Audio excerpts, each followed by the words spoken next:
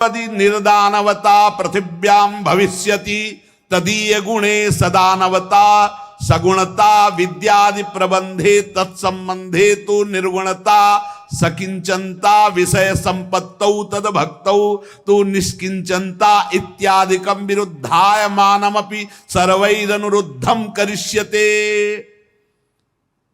नंद नंदन के रूप में स्वयं प्रभु पधार रहे। पौर्णमासी देवी कालिंदी तट के समीप पर्णशाला में भगवान के दर्शन की अभिलाषा से निवास करने लगी। पौर्णमासी देवी देवर्षि नारद जी की शिष्या और श्री कृष्ण के आगे जो गुरु बनेंगे संदीपनी जी, उनकी माता हैं ये। संदीपनी मुनि की माता हैं ये पौर्णमासी देवी। ये महान शक्तिमती थी और श्री कृष्ण की मधुर लीला को सब प्रकार से जानती थी। भगवान की लीला का आनंद बढ़ाने के लिए मस्खरे मनसुखा के रूप में वो मधुमंगल, तो भगवान का जो ऐश्वर्यमय अवतार हुआ वो जेल में, और जो माधुर्यमय अवतार हुआ ये नंद बाबा के यहां। तो जो ऐश्वर्यमय अवतार वापस गया, तो आप देखिएगा अक्रूर जी के साथ अक्रूर जी ने देखा जल में डुबकी लगाकर शेष सैया पर चतुर्भुज नारायण सेन, और हमारे द्विभुज मुरली मनोहर वृंदावनम परित्यज्य पादमेकम न गच्छति, वो कभी यहां से नहीं गए।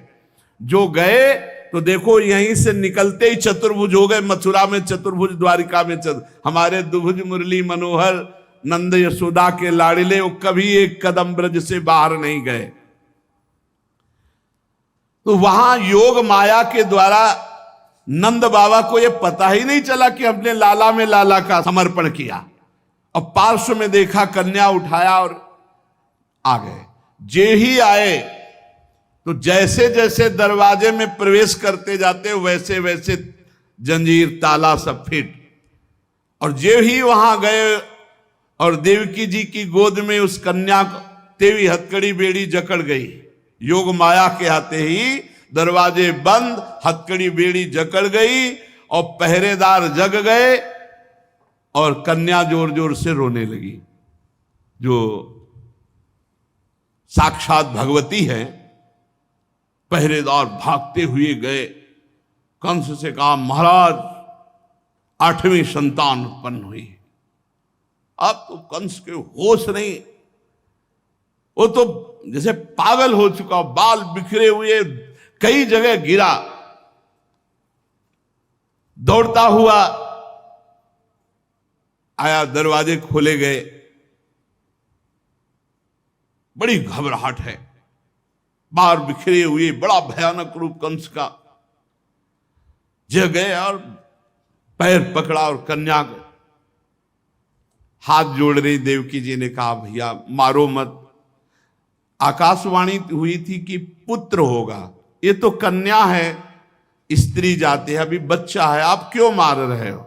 भैया तुम तो बड़े कृपालु हो, और देखो हमारे कई बच्चे मार डाले तुमने, अब एक कन्या बची, इसे तो दे दो, मैं तुम्हारी छोटी बहन हूं, बहुत दीन हूं। बड़ा प्रार्थना की, लेकिन वो देवकी जी रोती रही, पैर पकड़ करके कन्या को एक चट्टान पर मार। और ये कन्या कोई साधारण कन्या तो थी नहीं, आद्या शक्ति महाभगवती। हाथ से छूट गई और सामने आकाश में देखा तो 8 आयुध, दिव्य माला वस्त्र चंदन मणिमय आभूषणों से विभूषित, धनुष त्रिशूल बाण ढाल तलवार शंख चक्र गदा। देखा सिद्ध चारण गंधर्व अप्सरा किन्नर सब स्तुति कर रहे अंबा की। और उस समय देवी ने कहा है मूर्ख, तेरी सामर्थ्य नहीं कि तू मुझे मार सके, और तू जिसे सोच रहा है ना कि मैंने मिटा दिया, अरे तेरे मारने वाला पैदा हो चुका है। निर्दोष की हत्या करने वाले, अब तू बच नहीं सकता, कहीं भी भाग के जा, तेरे मारने वाला पैदा। अब कंस के दिमाग में आया कि संतान तो 8वीं पुत्र होनी थी, वो पैदा हो चुका। ये आकाशवाणी झूठ कैसे बोल सकती? तो पैदा तो देवकी के यहाँ ही होना चाहिए। बड़ा आश्चर्य हुआ। फिर उसने हाथ जोड़ा देवकी वसुदेव जी की, व्यर्थ में हमने आपको कष्ट दिया आकाशवाणी, आप मुझे क्षमा कीजिए बहनोई जी और बहन जी। और वो उन्होंने कहा कुछ नहीं। वसुदेव जी से कहा कि ये विधाता भी झूठ बोलता है। आकाशवाणी हुई थी कि 8वां पुत्र होगा, पुत्री कैसे हो गई? मैं बड़ा पापी हूं, मैंने आप दोनों महात्माओं को बड़ा कष्ट दिया।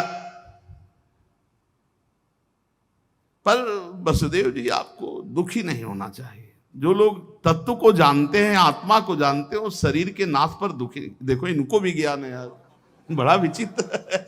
पर उपदेश कुशल बहु तेरे, राक्षस स्वभाव वालों को भी ज्ञान, ये भी उपदेश दे रहे। वसुदेव जी ये शरीर को जो आत्मा मान बैठते हैं, इसी उल्टी बुद्धि के कारण ये एक दूसरे से बैर और राग द्वेष कर लेते हैं, जन्म मृत्यु को प्राप्त होते हैं। यद्यपि मैंने तुम्हारे पुत्रों को मारा, फिर भी ज्ञान के द्वारा देखो कौन किसको मारता है। बड़ा सुंदर ज्ञान दे रहे। अभी बताएंगे ठाकुर जी आके तुम्हें कौन किसको मारता है लौट के। ये जो अपने स्वरूप को भूले हुए हैं लोग, इसीलिए मैं मरने वाला हूं, मैं मारता हूं, ऐसा मैं दुख भोग रहा हूं, ये मेरे को दुख देने वाले घोर अज्ञान की बात। कोई किसी को मारता नहीं, कोई किसी को दुख नहीं। जीव अविनाशी है, शरीराभिमान के कारण ऐसा। फिर भी मैं क्षमा चाहता हूं आपसे। वसुदेव जी के चरण प्रकार देवकी जी ने कहा भैया भैया बस पैर छूने की जरूरत नहीं है, आप खुशी रहो। यह आपने बताया नहीं कि अज्ञान के कारण ही, शरीराभिमान के कारण ऐसा होता है, अपने और पराये का भेद। बस बस आपका इसमें कोई दोष नहीं है। जब वसुदेव और देवकी जी ने इस प्रकार, तो कंस वहां से अनुमति लेके चला गया और बुलाया पूरे परिकर को और कहा योग माया ने जो कहा है वो झूठा नहीं हो सकता।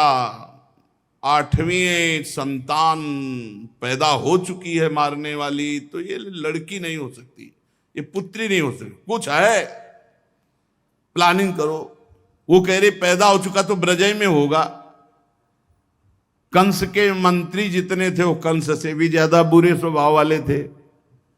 उन्होंने कहा महाराज आज्ञा करो, ब्रज 84 कोस में आज से लेकर 10 दिन तक जितने भी बालक हुए सब मार डालेंगे हम लोग।